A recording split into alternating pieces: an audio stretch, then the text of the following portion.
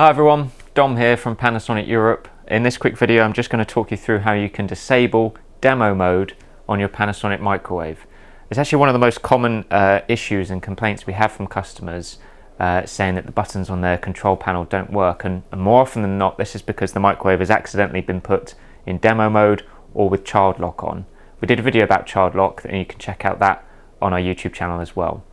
So demo mode is something that customers don't typically need to use at all. It's usually for retailers, but if it's activated on your microwave, you should see something in the display window that says demo mode or D or demonstration, and that means it's been activated.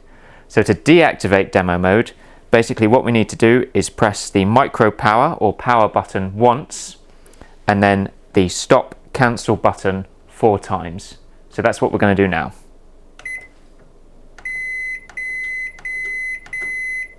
And there you go, you can see in the display window the time has returned, which means the microwave is back in its normal mode. Hope that helps. Thanks very much.